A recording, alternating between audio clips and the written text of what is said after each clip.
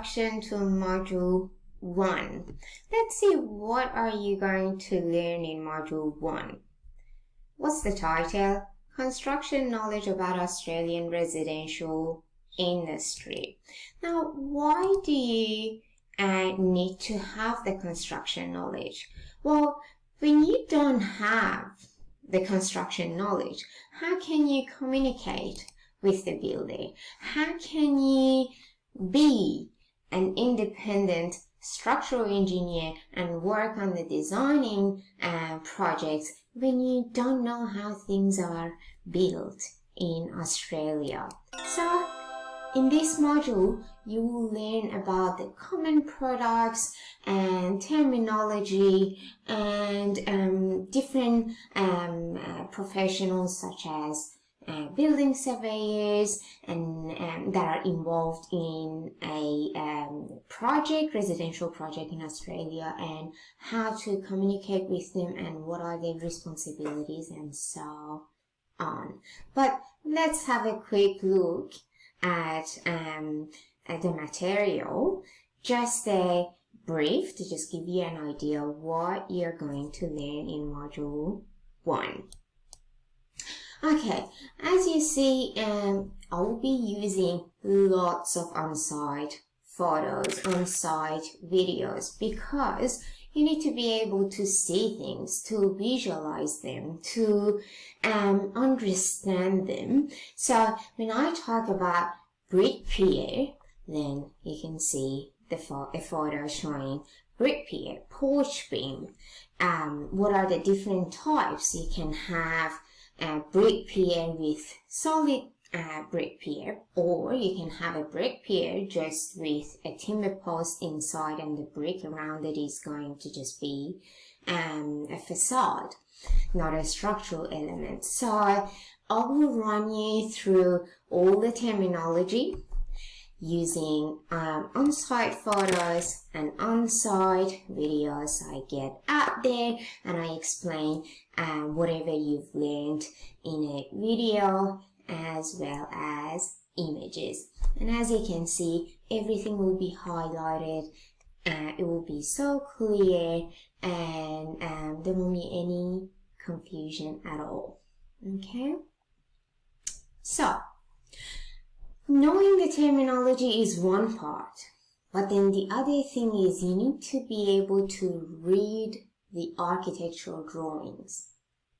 If you're going to pass the whole course, throughout the course, you will be designing two projects,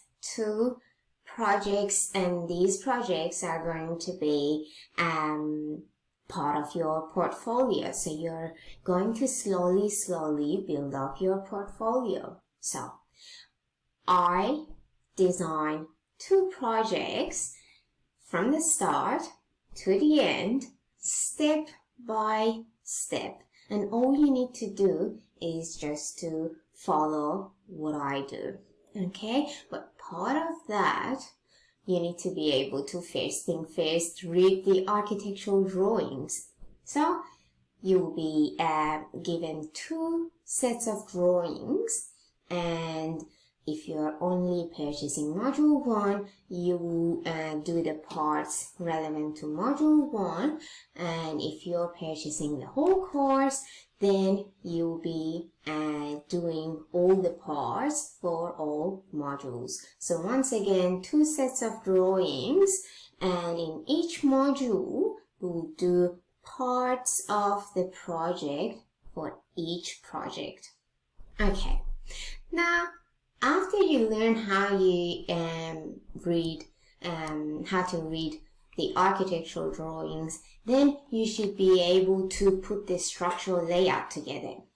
For example, when you have a roof pitch like that, and well, there are different ways that you can have the roof pitch. You can use trusses, you can use rafters and ridge beams. Now, what is the roof system that you'll be using? Is it up to you? Is it up to the architect?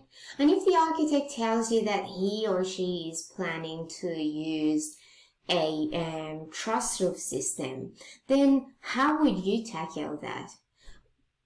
What is the difference in terms of designing? So if you're designing a truss roof system or rafters and ridge beams, how would you tackle that? What's the difference between these two?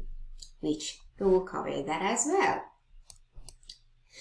Then you're going to be a structural engineer, right, in Australia. So you need to be able to read the structural drawings. You need to be able to know what is the structure of a set of structural drawings, what kind of detailing, what kind of page setups, what kind of page orientation should you expect, so you know that your drawings should follow those standards. A structural engineer designing residential projects provides 3 sets of documents: structural drawings, computations, and certification of design. So I will run you through all these documents and explain to you what will be covered in each document. Then we have the whole process. Like when you want to design something, well, it's not just you. You will be working with other professionals such as land surveyors, such as architects, councils, arborists, geotechnical engineers. Now, what do you receive from them? What is a land surveyor responsibility? Like, what part of project is he going to get involved in? And if you need to have a certain information, for instance, about the soil type, you'll be approaching the geotechnical engineer, and you will be asking your geotechnical engineer to clarify a couple of things. But do you need to really just grab the phone or email the geotechnical engineer and just ask any questions? If things are obvious in the report, then your knowledge will be questioned if you can't find those pieces of information in the report. So you can't just ask any basic questions. You need to know what can you find in the geotechnical engineering report and find those pieces of information. And if you need extra information, then you can contact the people involved in the project. So you will learn how to read a geotechnical report. You will see a geotechnical report and what are the responsibilities of an arborist and when does the council get involved. So it's just basically the whole process. Who's doing what in a residential project. So you know who to approach when you need a certain piece of information. Then it will be all connected together so you can communicate with all the parties involved, which is the aim. You should be able to easily communicate with all the professionals involved in the project. At the end of the module, you will see a summary of all the things that we discussed. This summary is actually at the end of each video in the module. So I summarize each video to just wrap it all together and just organize the information that I just passed on to you to make it much easier for you. And also you can see I will put some flashcards, so you can see here the parts that are blurred. Obviously it's because that's just an introduction to give you an idea, but then everything will be summarized and categorized to make it as easy as possible for you. Also, I used lots of sketches and images, as I said at the start of the video, to just put everything graphically in here, not just using terms and terminologies. Now, after each submodule, you will be asked to do some quizzes to make sure you understood the content and you've learned all the material. And if you haven't, then it's the time for you to practice and just test yourself and see how you did in that submodule. Then we have Learnpedia course discussion groups. So you can talk to other students doing the course. If you have any question, you can just put the question in the group and you will get the answer for your question. So it's just, you're not just on your own.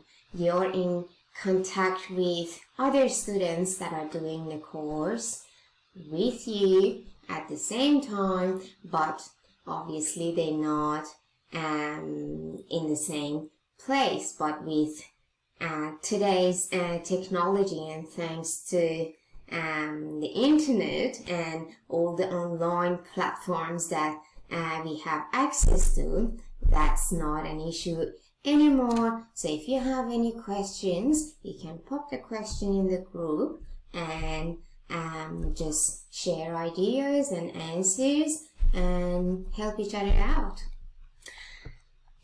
Okay, at the end of this module, you will get a digital badge and certification.